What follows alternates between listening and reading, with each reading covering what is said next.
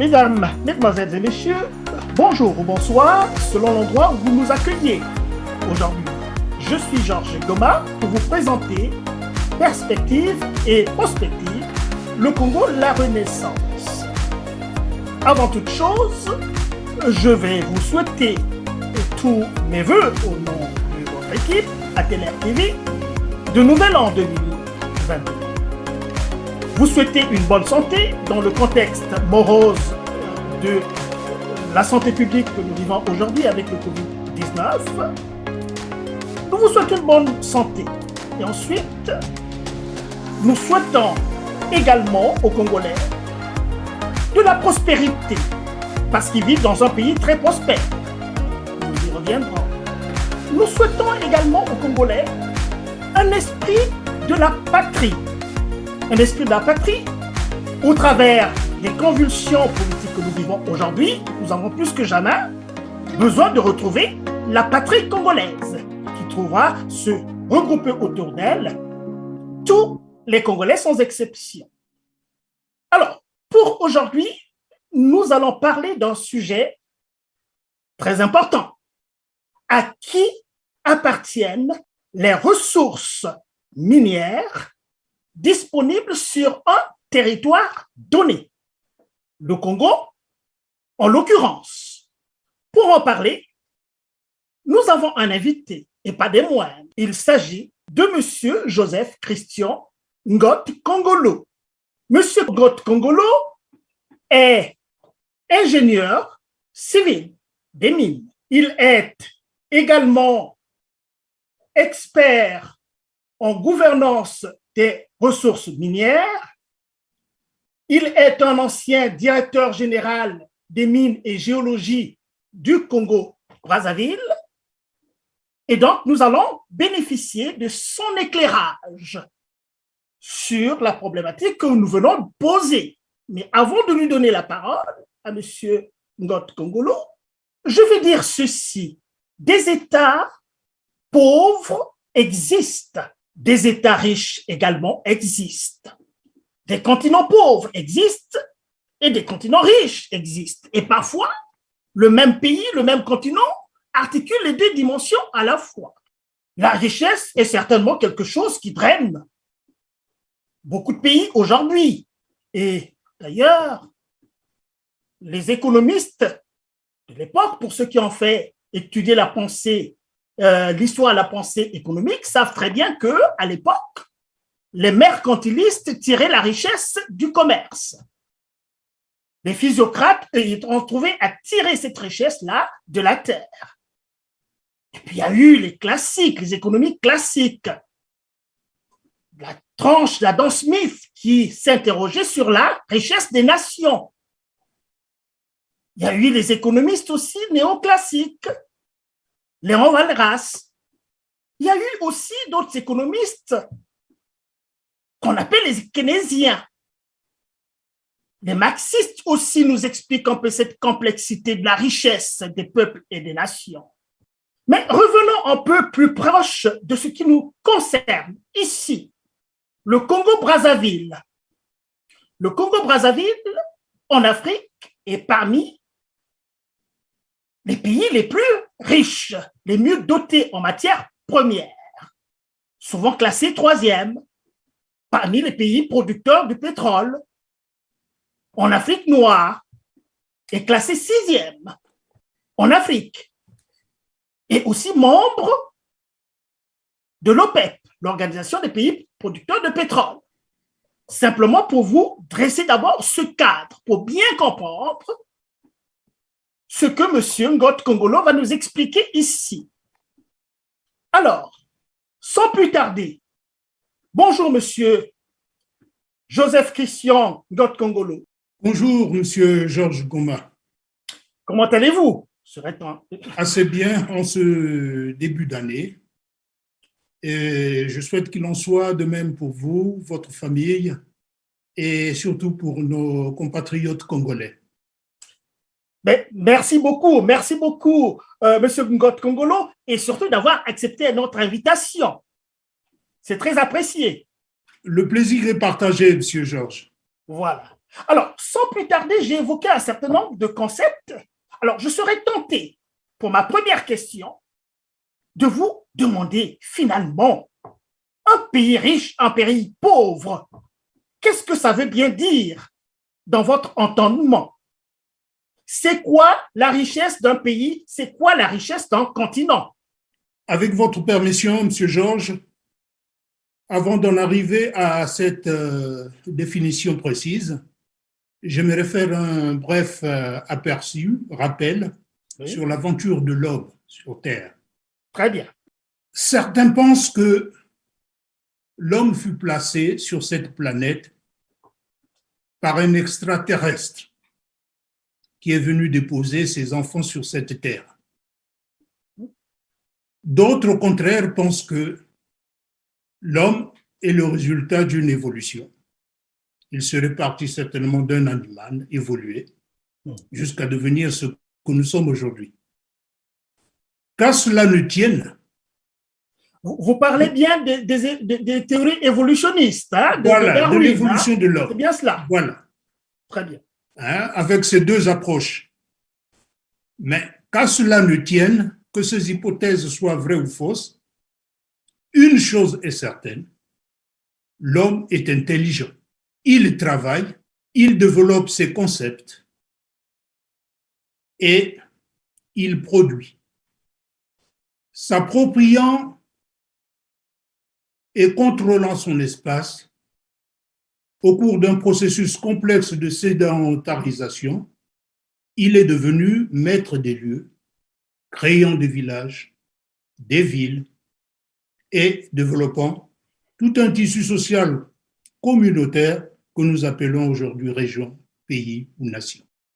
Au fil de ce développement continu, des stratégies de contrôle, des espaces de vie, des ressources naturelles nécessaires et commodes pour l'amélioration de la qualité de la vie sont mises en œuvre.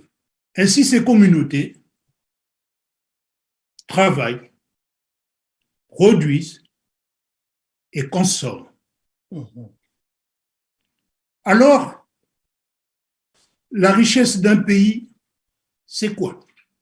Vous aviez mentionné Adam Smith. Pour la simplicité de son exposé, j'ai repris un peu ici les pensées d'Adam Smith. Le travail, pour lui, la richesse, c'est le travail d'une nation. Ce travail, il est le fonds primitif qui fournit à sa consommation annuelle toutes les choses nécessaires et commodes à la vie.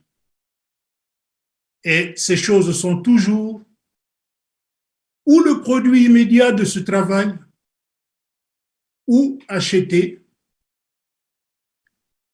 des autres nations avec ce produit du travail. Selon que ce produit ou ce qui est acheté avec ce produit se trouvera être dans une proportion plus ou moins grande avec le nombre de consommateurs, la nation sera plus ou moins bien pourvue de toutes les choses nécessaires dont elle éprouvera le besoin. Voilà un peu la définition élémentaire qu'on donne dans son introduction Adam Smith à la fin du XVIIIe siècle. Ainsi, on parlera de la richesse. Cette richesse désigne la fortune, l'opulence, l'abondance des biens. Elle peut aussi désigner la qualité de ce qui est riche et précieux. Mais c'est aussi le luxe ou tout simplement l'abondance. En économie politique, la richesse d'un pays est mesurée par le produit intérieur brut, qui est la somme des biens et services produits chaque année dans le pays. Ben, alors, j'ai bien compris ce très beau développement là qui montre finalement que ben, c'est quelque chose d'assez complexe et de simple en même temps. Ben, simple parce que finalement, on comprend par votre discours que la richesse d'une nation est le résultat de son travail. De son travail, ça effectivement. Ne tombe pas du ciel comme ça. Voilà. C'est bien cela qu'on a compris. La richesse, c'est un produit. C'est un produit. C'est un produit du travail.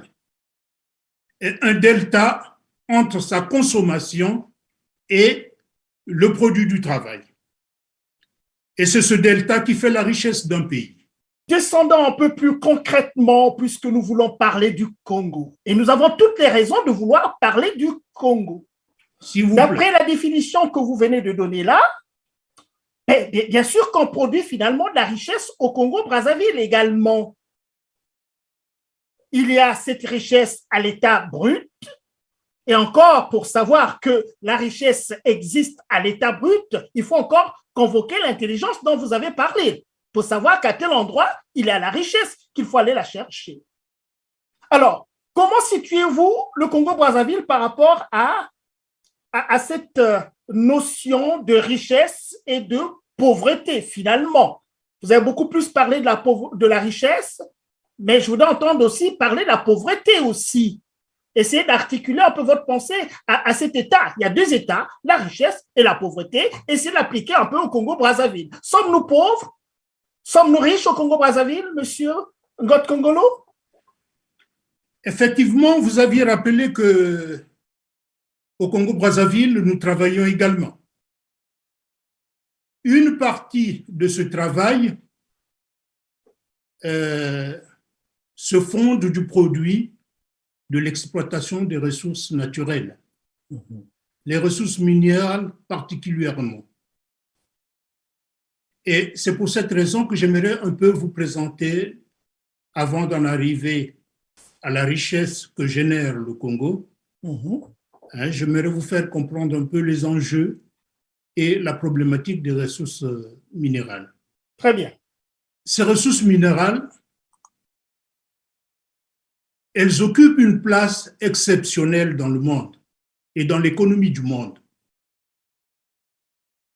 Ce sont des ressources énergétiques qui sont les substances radioactives, les hydrocarbures liquides et gazeux, le charbon, surtout en Europe et en Afrique australe, pour nous les Africains.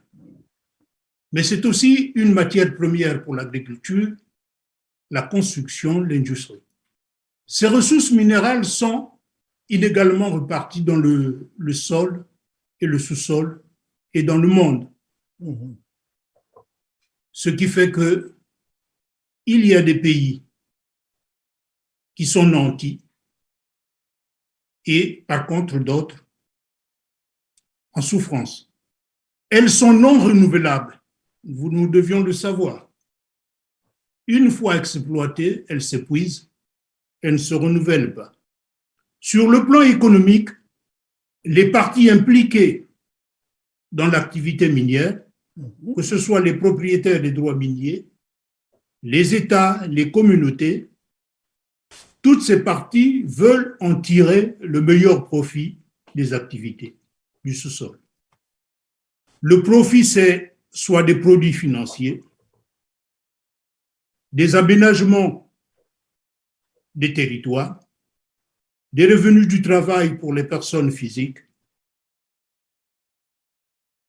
Et ces ressources, du coup, suscitent beaucoup d'exigences, des exigences de contrôle, de bonne gouvernance, de transparence des pouvoirs souverains, des États, des autorités tribales, des entreprises minières, dans le cadre de responsabilité sociétale des entreprises. Mais également la société civile a une place prépondérante et un rôle à jouer dans ces enjeux. Un besoin des États producteurs particulièrement, mais aussi consommateurs, de réglementer le secteur et d'en assurer la promotion. Et c'est dans ce cadre qu'on parle des codes miniers, qu'on parle des codes de l'environnement et du système d'information géologique et minière. C'est dans ce cadre-là que nous arrivons à ce que nous appelons la carte minéralogique d'un pays. On la produit régulièrement pour répondre à ces exigences de communication, de promotion et de maîtrise de son environnement naturel. En effet, cette cartographie met en évidence des indices connus. L'importance de ces indices afin d'inciter des investigations complémentaires de recherche ou d'études de faisabilité pour une éventuelle mise en exploitation. Le portefeuille de ces gisements en exploitation ou partiellement ou non encore exploités disponibles. Cette cartographie, je dirais, donne l'état du patrimoine minéral du pays. Des modèles économiques ensuite permettent de chiffrer les réserves, de simuler à terme leur valeur en termes de produit national. Cette dernière phase est liée à l'analyse des tendances du marché international des commodités minérales. Je rappelle ici la définition de la richesse d'un pays. C'est un produit du travail. Tant que ces ressources sont dans leur gîte naturel, il est important, il est impropre d'y voir une richesse qui est un produit. Pour attirer l'attention de nos auditeurs, je rappelais il y a quelques instants que la richesse, c'est un produit. C'est un produit que nous tirons de la mise en valeur de l'exploitation de nos ressources naturelles, en l'occurrence des ressources minérales. Ce produit nous permet soit de le consommer directement, soit de le transformer en valeur monétaire pour en acheter des marchandises et des équipements que nous ne produisons pas nous-mêmes, dont nous en avions besoin. Et compte tenu de la demande intérieure et de l'offre qui est la capacité de notre production, il résulte un delta. Ce delta peut être négatif, il peut être positif. Alors nous parlons, quand il est positif, il y a une richesse qui est constatée. Quand c'est négatif, jusqu'à un certain seuil, bon, ça peut être, généralement le souhait c'est d'avoir l'équilibre entre nos consommations et notre produit intérieur brut. Bon, Monsieur Ngott, je vais vous arrêter un peu par là pour rebondir sur quelque chose que vous venez de dire à l'instant, ce fameux delta. Vous dites que ce delta peut être positif ou négatif. Alors, quels sont les facteurs qui font qu'un delta dans un pays, sur un territoire, soit positif ou négatif? Pour que nos auditeurs puissent bien comprendre ce que vous dites avec des termes quand même techniques ici. Donc, je disais, au regard de l'information disponible et vérifiable, des importants gisements au Congo existent. Nous avions des gisements de minerais de fer qui ne sont pas encore entrés en production. Ce sont les gisements du Haut-Ivindo, de Mayoko, du Mont Lekumu. Mais aujourd'hui, en activité, nous avions par exemple des polymétaux qui sont produits. Nous avions des métaux précieux et des pierres précieuses. Il y a quelques mois encore, avant la fin de l'année, nous avions observé des détériorations, par exemple d'impact de ces exploitations en termes de pollution et d'impact négatif sur la nature que nous avions déploré collectivement. Mais tout cela mentionne qu'il y a une production. Mais seulement, dans le cas du Congo, toute cette production n'est pas communiquée, n'est pas rendue publique.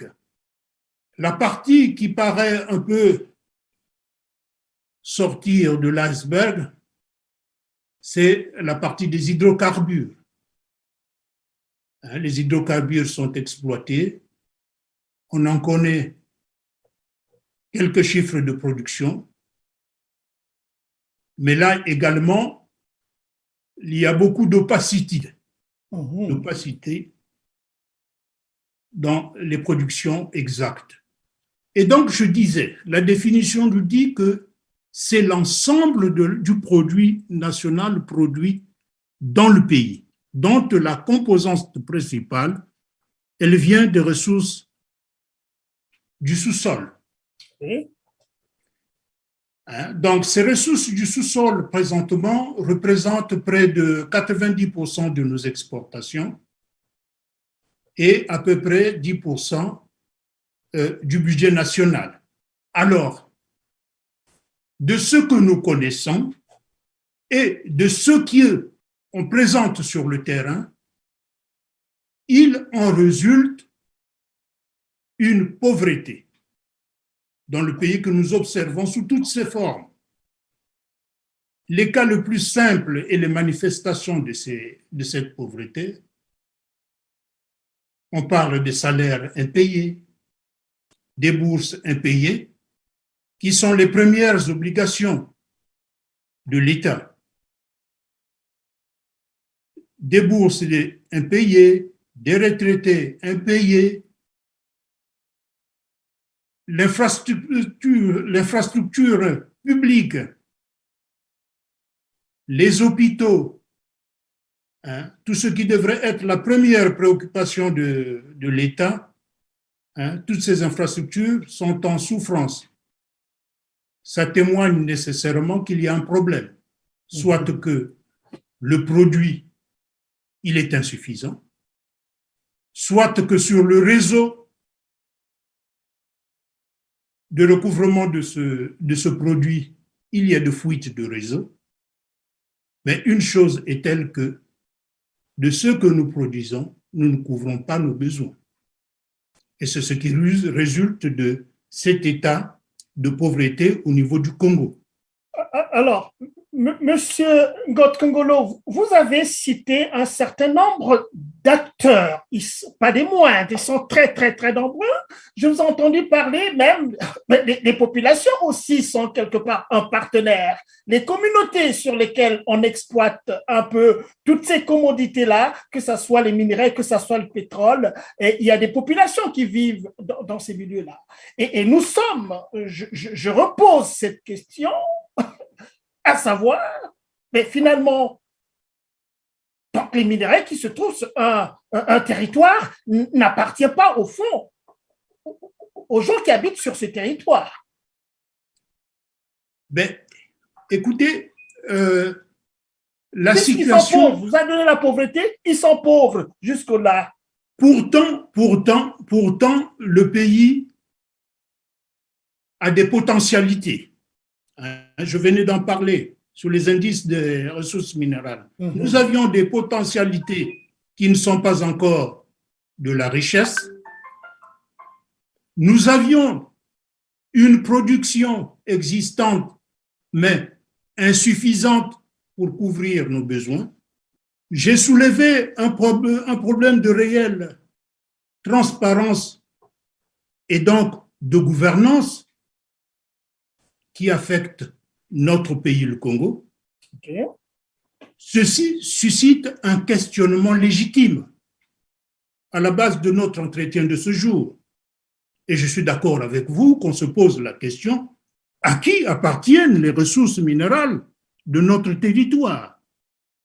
Pour en arriver là, j'aimerais d'abord donner la définition de ce que c'est que, quand nous parlons de l'appartenance, on parle de la propriété. La propriété, selon le droit, il est un droit d'user, de jouir et de disposer de quelque chose de façon exclusive et absolue sous la seule restriction établie par la loi. Voilà un peu ce que tous les livres de droit, les définitions du dictionnaire nous donnent comme ce que c'est la propriété. Et donc, dans le cadre des ressources minérales, la loi qui régit les ressources minérales, ce sont les codes miniers. Le code minier, c'est un ensemble des lois spécifiques relatives à la gestion de la propriété minière. Et donc, dans le cadre de la propriété minière, nous avions 3 principes fondamentaux de droit minier. Le premier principe, c'est celui qu'on appelle le droit d'accession. Le droit d'accession, c'est ça? Le droit d'accession. Le droit d'accession, la propriété du sol engendre celle des ressources du sous-sol sous-jacent. Ça veut dire simplement que vous êtes propriétaire de votre sol et vous êtes également propriétaire de tout ce qui se trouve en dessous de vos pieds. Ce droit naturel du primo-occupant des sols est celui des terres privées, tribales et coutumières. À l'entrée de ma présentation, je vous ai parlé un peu du parcours de l'homme sur Terre. L'homme a occupé l'espace avant la naissance des États et des organisations, que ce soit des États établis. Donc, ils sont les primo-occupants. Ils ont en contrôle leur espace et donc, naturellement, ce qui se trouve sous leurs pieds leur revient naturellement. Voilà un peu le principe fondamental de ce droit d'accession. Monsieur Ngot Kongolo, avant de passer au deuxième point, je voudrais rebondir là-dessus pour permettre un peu cette interaction et faire comprendre à nos auditeurs et internautes. Vous dites bien que le droit d'accès, ben écoute, ça c'est d'accession, je dis d'accession qu'on dit. D'accession, le droit d'accession. Je viens d'acquérir une parcelle, j'ai construit là-dessus et dans 2 ans, 3 ans, 4 ans, 10 ans, je creuse quelque part pour planter un arbre, je trouve de l'or. Et cet or m'appartient, n'est-ce pas? Oui, selon ce droit d'accession, vous aviez acquis votre surface régulièrement, vous pouvez en justifier la propriété.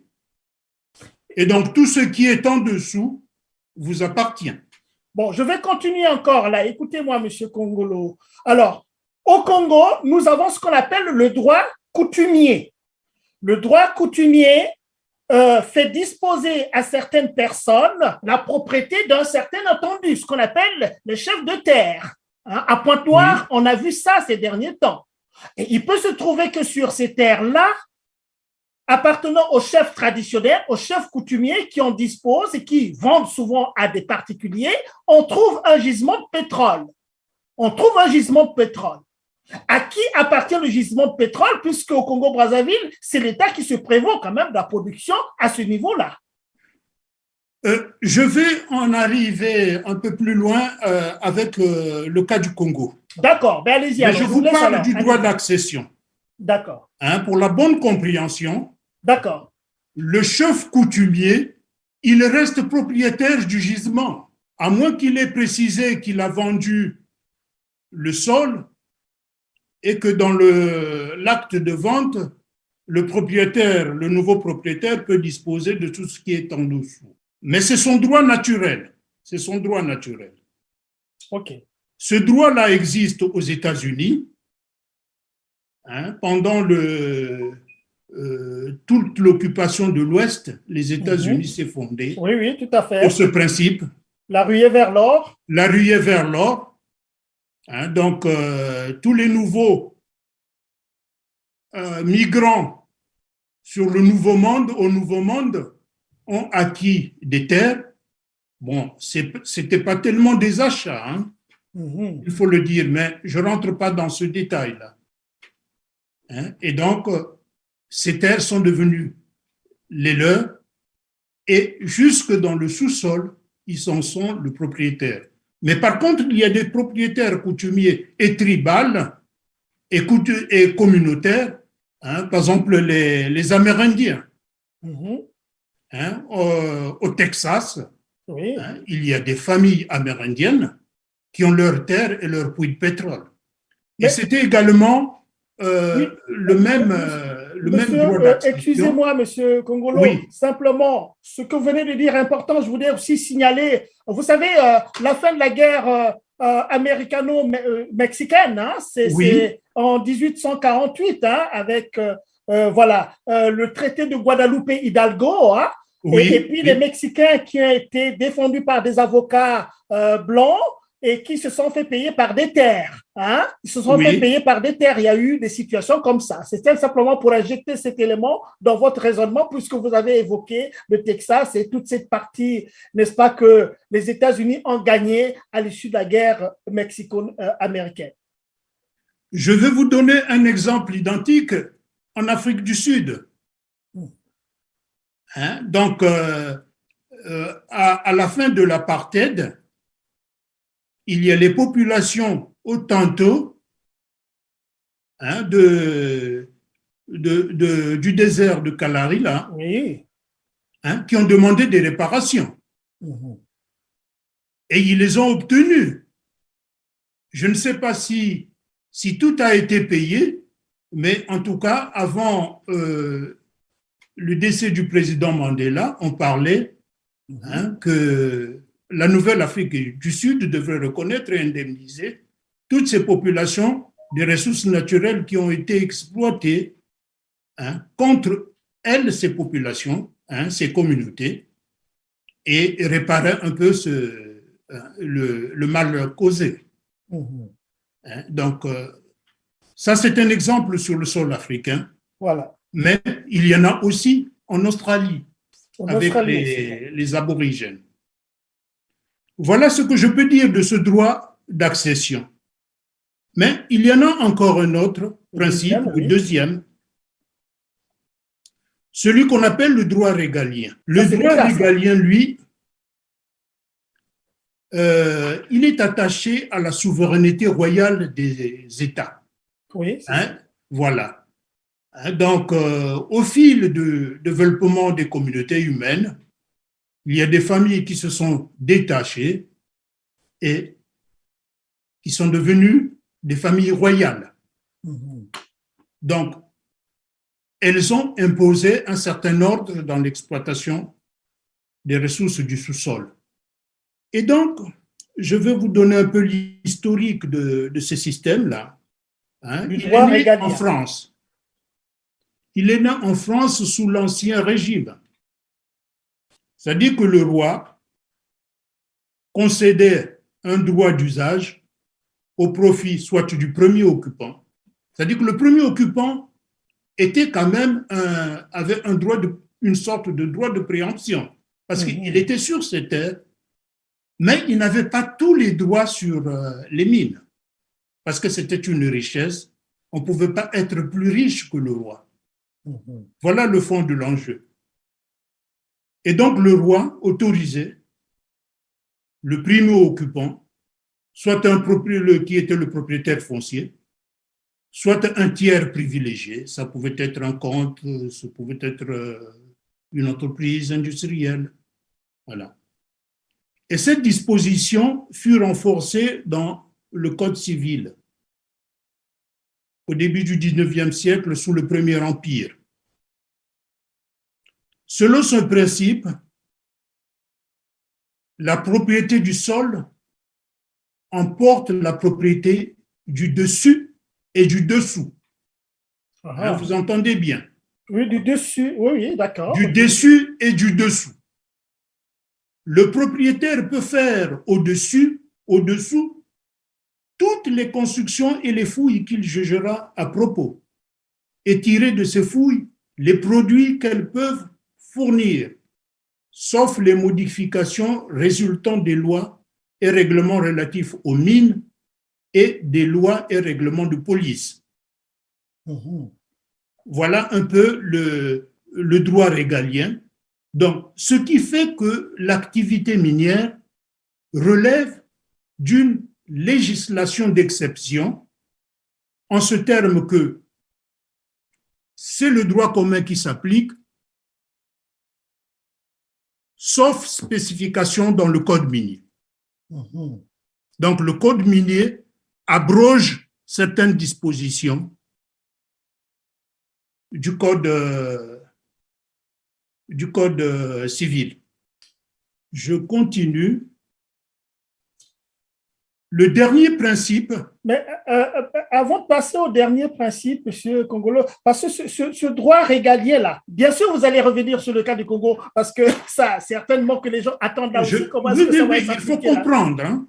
Voilà. C'est pour comprendre, absolument. Mais on a bien compris, de quoi nous parlons. Et puis nous reviendrons sur le Congo, je vous dirai où se trouve le Congo dans tout ça. Ok, allez-y alors. Alors, c'est très bien, c'est très bien. Voilà. Allez-y au troisième principe.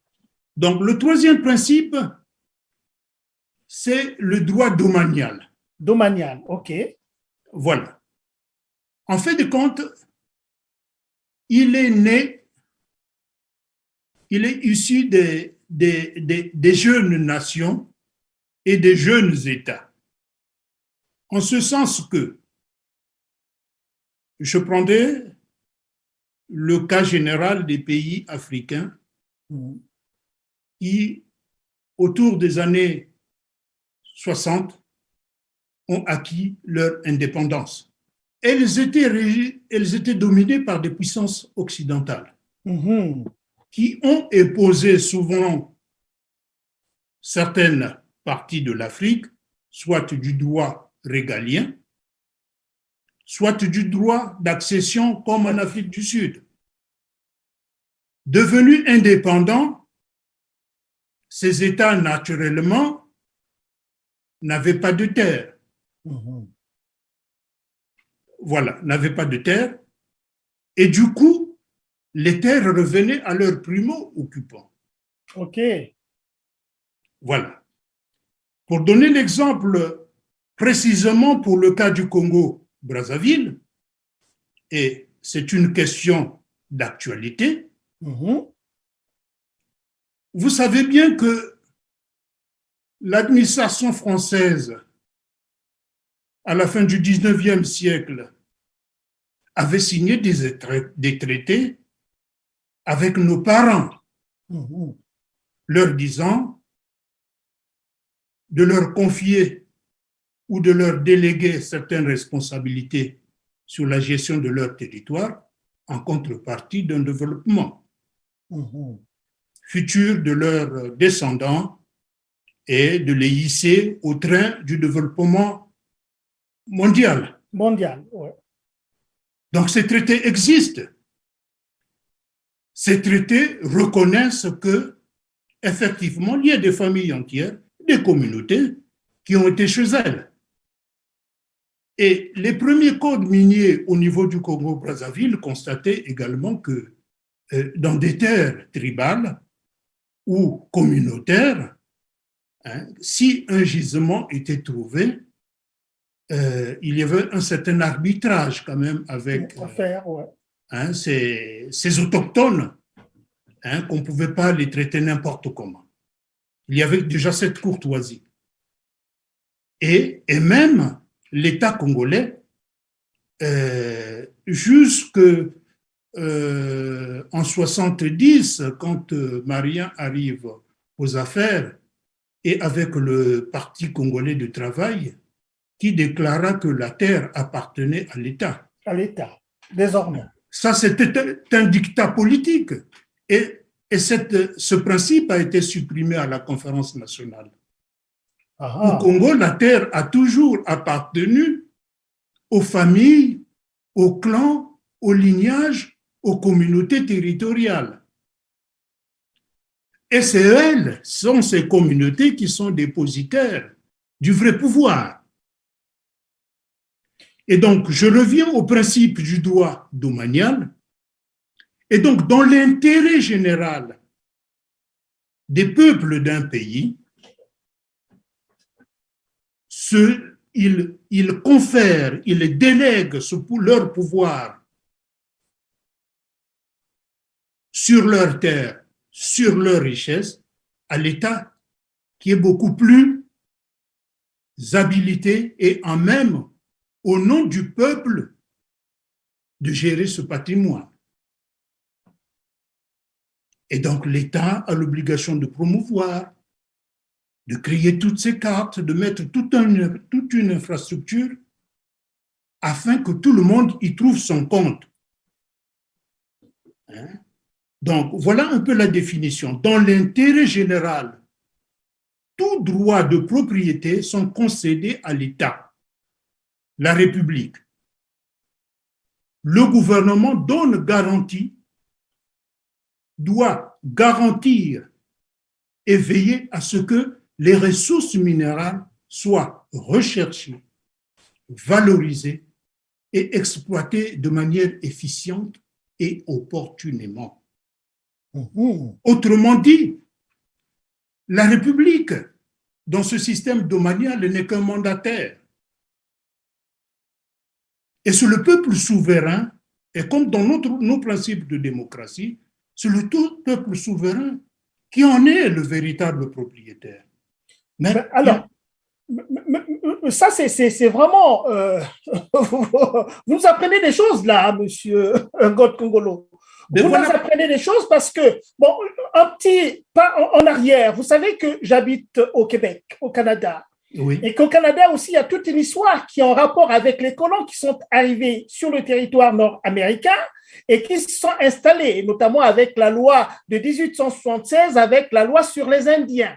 Oui. Mais avant la loi sur les Indiens, avant 1876, eh bien, il y avait l'ordonnance royale.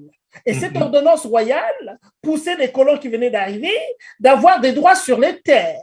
Les fameux traités ici, c'était avant les peuples autochtones avec une propriété collective des terres, des eaux et des forêts. C'était la propriété collective. Mais quand les colons arrivent, ils imposent un processus qui s'appelait le processus d'individuation. C'est-à-dire qu'ils ont attribué à certains chefs traditionnels, n'est-ce pas, la propriété, que ça appartient à vous, nous allons dealer avec vous, mais pas avec l'ensemble. Et j'ai bien peur, quand on vient un peu à la situation du Congo, à ce que nous voyons aujourd'hui, peut-être à tort, nous ne sommes pas experts là-dedans, c'est comme si le pétrole du Congo, il y a un groupe de personnes qui traitent avec d'autres groupes de personnes en laissant le peuple complètement à côté. Je ne sais pas si je raconte des fariboles, mais c'est à vous de nous dire. Non, c'est un peu à première vue ce que je vois. C'est pour cette raison que j'ai voulu vous faire comprendre ces trois principes. Comment ces principes de droit sont arrivés là. Et s'il y a un problème, naturellement, les parties qui impliquées dans ce droit devraient se retrouver et redéfinir les principes. Nous allons en arriver au cas du Congo et au cas, par exemple, de toute l'Afrique. Donc, je n'anticipe pas. D'accord. J'ai voulu être d'abord factuel. Mais bien sûr. Avant d'arriver aussi, aux conclusions et à la synthèse de rechercher le diable et voilà, comment faire pour l'obusquer de... Voilà. On est d'accord, nous sommes d'accord là-dessus. Voilà. Donc, voici un peu les trois principes que je viens de vous présenter. Et donc, ces trois principes, le droit d'accession, le droit régalien et le droit domanial. Ce sont des droits équivalents d'équivalent. Il n'y en a pas un qui soit le plus important que l'autre. Mhm. C'est des principes. Hein? C'est comme vous avez une voiture. En Angleterre, on conduit, il y a le volant À gauche, à à droite, droite. En France, nous avions le volant à à gauche. gauche. Mais on ne peut pas dire que le conducteur français est idiot et que l'anglais est malin. Est-ce que vous voyez? Je comprends, oui. Voilà. Et donc, tous ces droits-là, ils confèrent au titulaire, hein, ce qu'on nous appelle la propriété. Mhm. Donc, j'ai le droit d'accession, je suis propriétaire sur mes terres. Je suis régalien, j'ai des droits de propriété. J'ai le droit domanial, j'exerce des droits de propriété. Ces droits de propriété, c'est le droit d'autoriser des activités sur les terres, c'est le droit de conclure les transactions, c'est le droit de rechercher, d'extraire et de disposer. Au fond, vous êtes en train de nous dire que ces trois droits ne sont pas exclusifs. Ça s'articule. Mais bien sûr, vous choisissez lequel vous devriez appliquer. Mais vous ne pouvez pas les appliquer. Bon, vous pouvez les appliquer en même temps dans un même État. Ça existe aux États-Unis.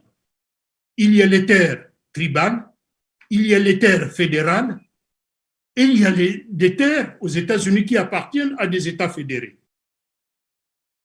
Hein? Par exemple, dans les terres... Mais pas des individus. Pas des individus. Alors, si, les individus, alors, c'est les tribales? Les terres tribales, ce sont des individus, mais c'est une communauté avec un chef. OK. Hein? Ils ont des coutumes, ils ont des lois qui lisent les membres de cette communauté. Mais le citoyen, lui, en dehors de la collectivité tribale, l'individu, lui, n'a pas ce type de droit, en dehors de la propriété qu'il peut avoir dans les propriétés qu'il achète en tant qu'individu. Voilà, s'il justifie de son titre de propriété, il a acquis une ferme. Voilà. Hein, il a acquis une ferme qu'il a achetée régulièrement. Et quelques années plus tard, on trouve sous ses pieds un gisement aux États-Unis. Eh bien, le gisement lui revient. OK. Voilà, c'est un principe. Hein. C'est un principe. Je comprends. Le gisement lui revient. Il fait exploiter son gisement. Hein. Il peut quitter les lieux pendant qu'il fait exploiter son gisement. Et à la fin de l'exploitation du gisement, il y reviendra. Et à supposer que pendant son absence ou qu'il a mis quelqu'un, écoute, je te donne 30 ans pour exploiter sur ma propriété pendant 30 ans, pas 31 ans. Alors, et que pendant la 29e année, il trouve du pétrole là. Il lui reste une seule petite année là. Qu'est-ce qu'il en fait là? Il a commencé à forer et puis on est passé à la 31e année sans qu'il n'ait atteint le puits là. Je vous donne une petite colle là. Comment ça peut se faire là? Ben, écoutez, dans le droit, on va en arriver, je vous le dirai comment ça fonctionne et comment ça se gère. Hein? Ce sont des contrats, mon cher ami. Hein? En anglais, vous êtes des anglophones, on appelle cela des leases. Des leases, absolument. Voilà, vous avez conclu un contrat de recherche, soit de forage, qui n'est pas arrivé à terme pour une ou plusieurs raisons. Mais les parties se retrouvent pour conclure et peut-être signer un avenant. OK. Hein, tant que les parties trouvent chacun son intérêt, et l'État également, il trouvera son intérêt. Si vous, aux États-Unis, quand vous gagnez l'argent, le fisc américain est à vos portes. Mais oui, mais l'avenant, là, c'est intéressant le cas là que vous donnez. C'est intéressant. Hein? Mais alors, si l'avenant, il se trouve que non, écoutez, oui, je veux reprendre mes terres. Vous avez commencé à forer. Écoutez, vous n'êtes pas arrivé là où se trouve la chose recherchée et le terme est terminé. Et le petit malin qui veut reprendre ses terres veut se dire, écoute, à ce moment-là, il s'en va, je vais en disposer pour moi, personnellement, si on est un peu négatif sur quelques bords comme ça. En tout cas, dans le principe contractuel, hein, deux parties trouvent toujours des arrangements. C'est sûr, c'est sûr. Hein. Quand il y a un premier contrat, en plus, on n'est pas des divins, hein. On ne connaît pas tout ce qui va arriver. Hein. Il y a toujours une clause de révision. On prévoit toujours une clause, le cas où il y aurait ceci, cela. Hein, les parties doivent se retrouver pour essayer de trouver solution. Surtout que tant que, hein, dans ce cas précis, hein, il y a le foreur, il a investi. Et si à la dernière minute, il trouve qu'il peut amortir ses fonds, on ne va pas le laisser partir comme ça. C'est sûr, c'est sûr. Hein, certainement, il exigera une compensation. Bon, alors, Monsieur Ngott, on va vers la fin de notre émission. Voilà. Alors, oui. Assez rapidement là, venons sur le Congo et je vous jette déjà aussi cet élément-là, parce que les Congolais le savent maintenant. Hein? Il paraît qu'au Congo, je prends le cas, il faut apprendre à nommer les gens aussi, hein, pour bien comprendre la situation du Congo. Il est un fonctionnaire du Fonds monétaire international qui était le chargé de mission du FMI au Congo, qu'on appelle Moussa Yaya. Alors, il nous revient souvent, je ne sais pas si c'est vrai ou c'est faux, mais dans les informations que nous avons par-ci, on a lu parfois dans la presse également que M. Moussa Yaya serait propriétaire d'un puits de pétrole au Congo-Brazzaville. Il est de nationalité sénégalaise. Comment cela a pu-t-il arriver? Ce que je disais, hein, nous allons parler un peu certainement, si nous n'avions pas de temps, hein, des failles du système congolais. Hein, je dirais d'emblée, le système congolais repose sur le principe du droit domanial. OK. Hein, donc, pour répondre rapidement, hein, le temps s'en va. Hein, et donc, le Congo fonctionne avec un droit domanial. Et donc, le pétrole du Congo, les mines du Congo appartiennent, c'est un héritage commun à l'ensemble des peuples du Congo. Et ces peuples du Congo ont donné délégation au gouvernement de gérer à leur nom. Très bien. À ce moment-là, hein, vous me posez une question de manière factuelle. Il appartient au peuple congolais de poser la question à son gouvernement, de leur expliquer comment se fait-il qu'un fonctionnaire international, dans l'exercice de ses fonctions, puisse détenir des droits miniers au Congo. Qui a instruit cette demande de droit? À quel moment ces droits ont été attribués? Je vais vous dire une chose. J'ai fait une mission au Libéria, hein, sous Madame Sirleaf. Sirleaf, ouais. Oui, pour la révision des contrats miniers. Hein, donc, il y a certains contrats qui ont été attribués pendant la zone des troubles, hein, et puis après les conflits, il y avait toute une révision de ces contrats-là. Il fallait examiner, hein, qu'est-ce qui était assis sous ces contrats-là. Et donc, j'ai travaillé là-bas pendant à peu près 7 mois. Donc, on a revu tout cela. Eh bien, il y a des contrats qui peuvent être rejetés. Parce que non fondés, hein, n'ayant pas été signés dans le respect des intérêts de la République de Libéria. Voilà. Un cas comme ça peut arriver au Congo. Donc voilà, hein, le droit y est. Hein, dans le cas du Congo, pour l'instant, il est assez difficile de juger, d'arrêter un gouvernant. Bon, mais les dispositions existent. Hein, les dispositions existent. Et puis à ce moment-là, bon, vous voyez que dans ce champ-là, vous en êtes expert. Excusez que je n'utilise peut-être pas les mots appropriés. Je pense qu'il y a les droits, il y a l'exploration, il y a la production et aussi la distribution. C'est toute une chaîne là-dessus. Et c'est à travers cette chaîne que se produit la richesse également. Voilà, c'est ça. Que la richesse soit parcimonieusement utilisé pour le peuple ou que ça se disparaisse dans les réseaux compliqués, comme vous l'avez dit vous-même là. Oui.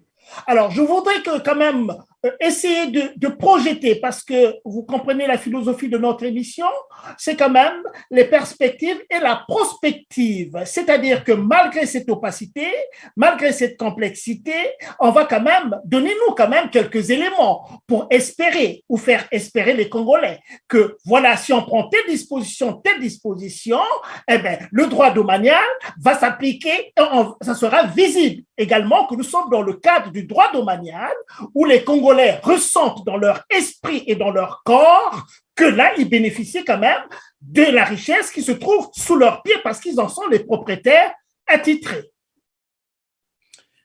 Et effectivement, je parlais tout à l'heure que tout au long, par exemple, de la gestion de notre modèle domanial, il y a des failles. Par exemple, cet exemple que vous soulevez, c'est interrogatif. Il questionne.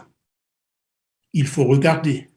Il faut faire un diagnostic un véritable état de lieu.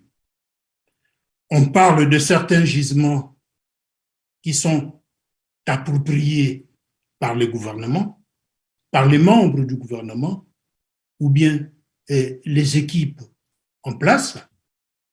Il faut regarder tout cela. Nous avions toute une presse aujourd'hui qui abonde. Deux fois, moi qui ai travaillé dans ce milieu, je me tiens la tête et me pose mille et une questions. Comment cela est-il possible?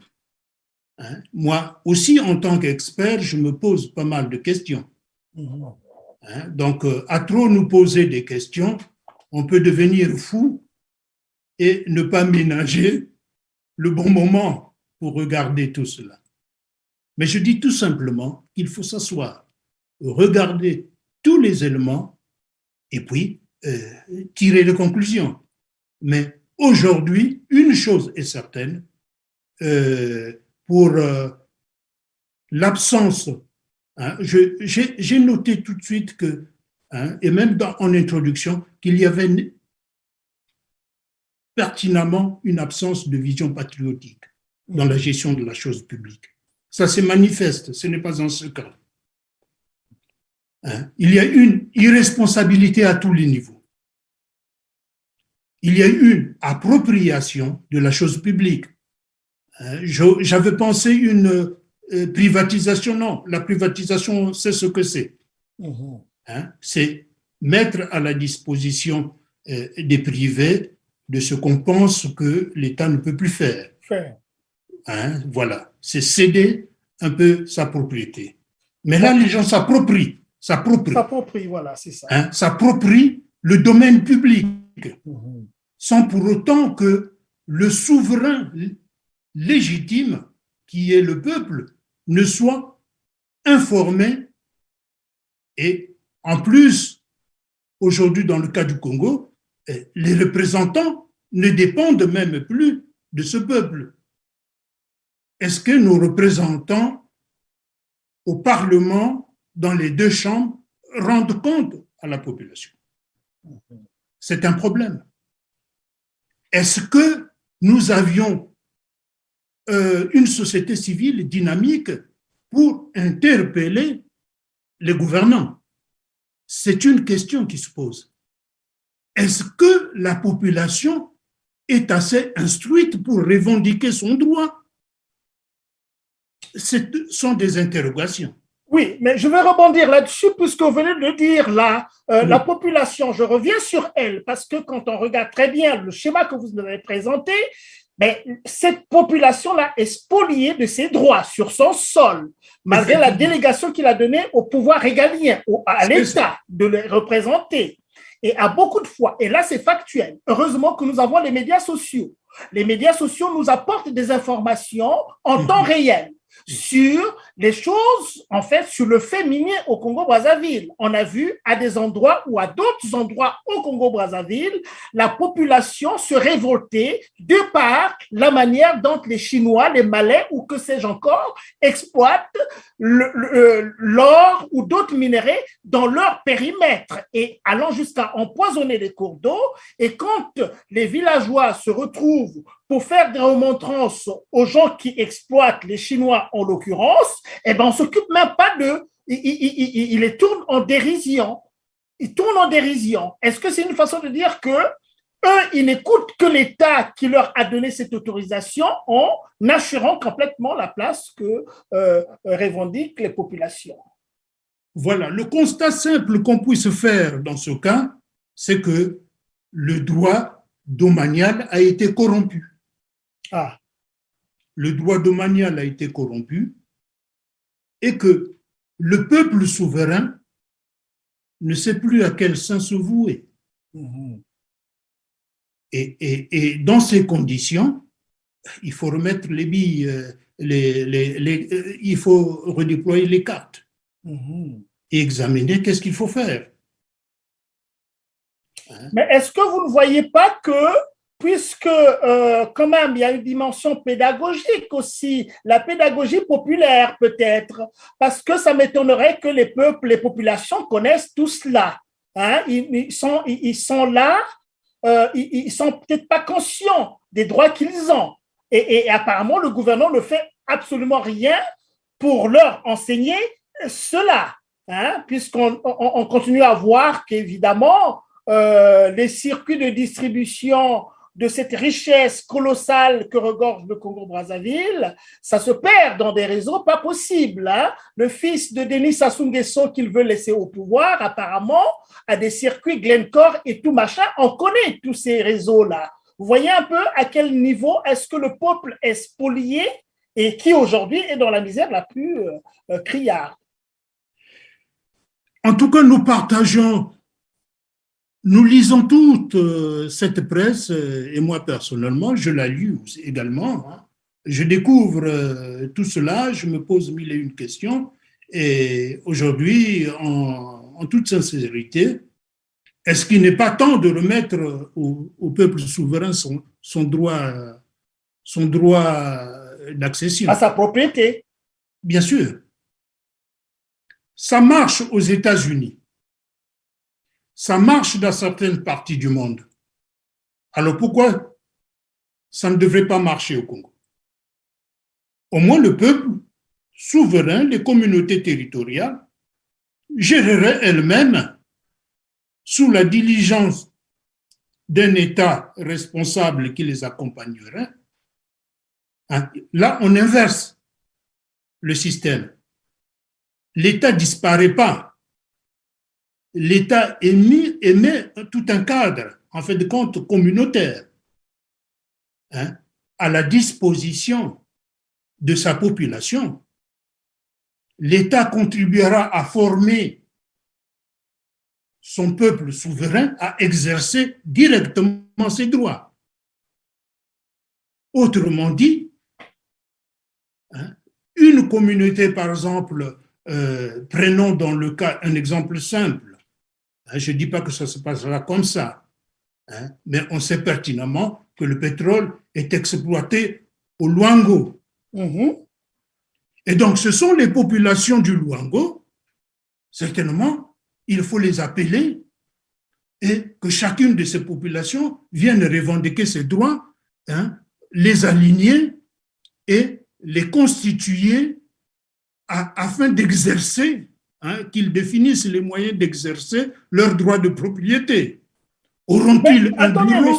Monsieur Bob, s'il vous plaît, vous dites des choses très, très importantes là. Oui. Et à vous écouter, il me vient pas une idée. On l'entend par-ci, par-là.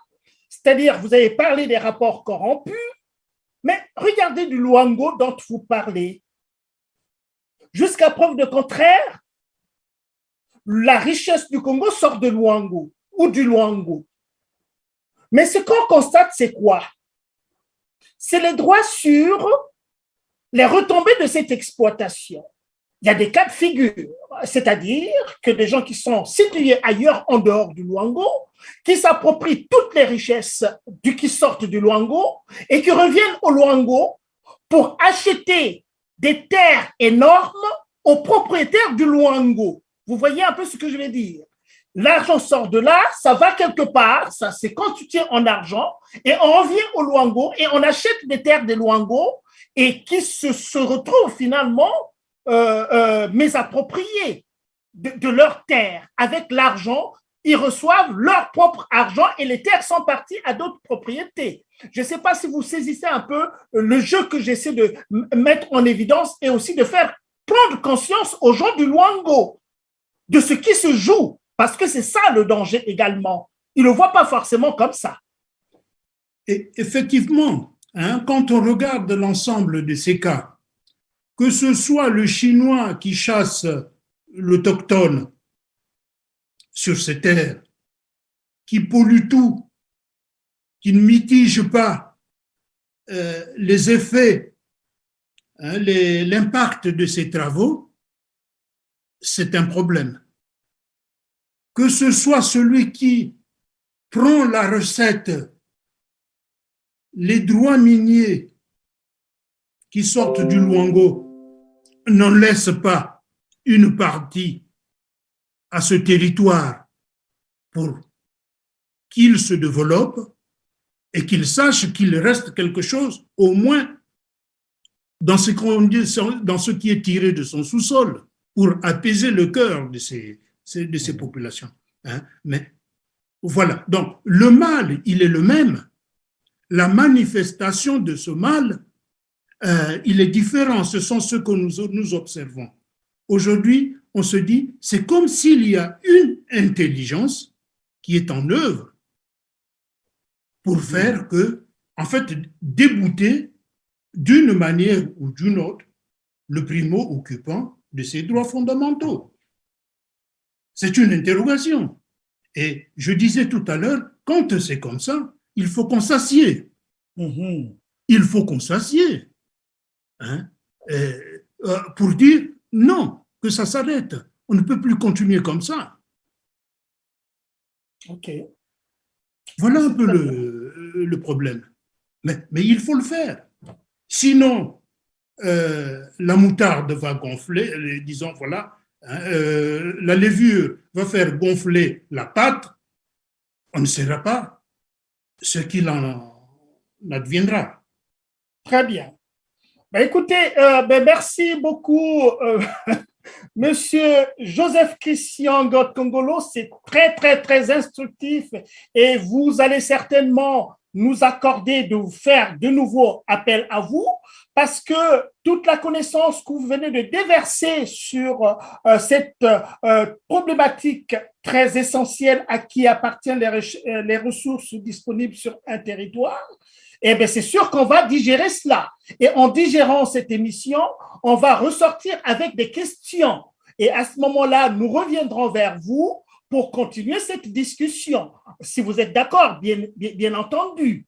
Et à ce moment-là, je voudrais, avant de clore notre émission, vous demander de dire le dernier mot. Est-ce qu'il y a quelque chose qui vous tient à cœur, que vous n'avez pas dite et que vous voulez dire maintenant en attendant évidemment notre prochaine discussion?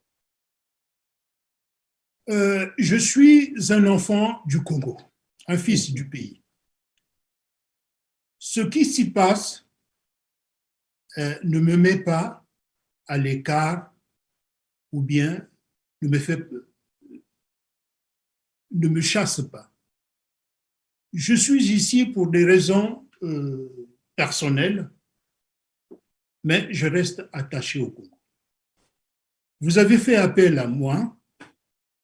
C'est avec plaisir que je suis venu partager un peu cette vision de choses pour éclairer tout le monde et peut-être que ça pourra instruire et motiver l'ensemble de notre population à se saisir de ses droits.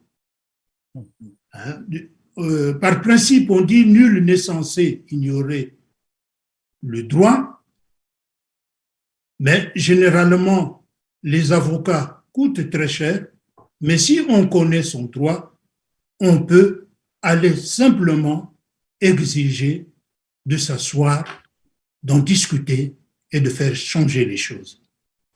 Voilà. En tout cas, moi, je marque ma disponibilité pour continuer à réfléchir sur cette problématique et dans un esprit pédagogique, Absolument. dans un esprit et également de promouvoir le patriotisme, parce que le gros du problème au Congo, il est là. Il est là. Y a-t-il encore des patriotes au Congo? Là est toute la question. Très bien. Très Voilà. bien. Merci beaucoup, Joseph Christian. Et on va remercier nos internautes qui nous ont suivis et qui auront retenu, évidemment, que vous avez commencé par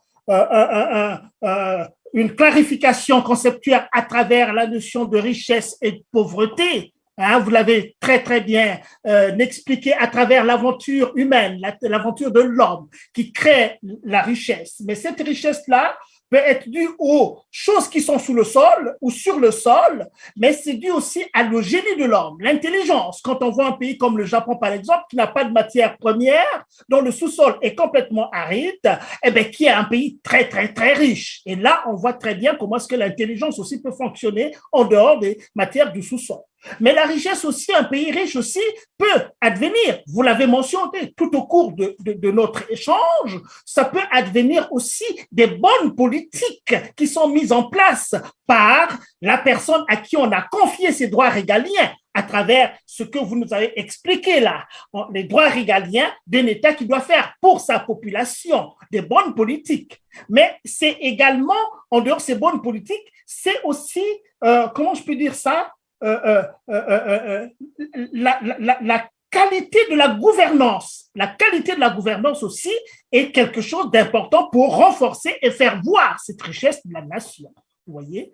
Donc, on retient finalement, ce qui m'a vraiment retenu, c'est ces trois principes, ces trois droits, le droit d'accession, le droit régalien et le droit domanial. Les trois principes que j'ai bien retenus et que nos internautes aussi ont retenus.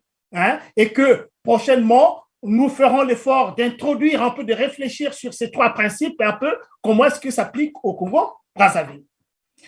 Alors, donc, merci une fois de plus d'avoir accepté notre invitation et merci à vous aussi, nos chers internautes qui nous suivent depuis un certain temps à travers nos émissions à TLR TV.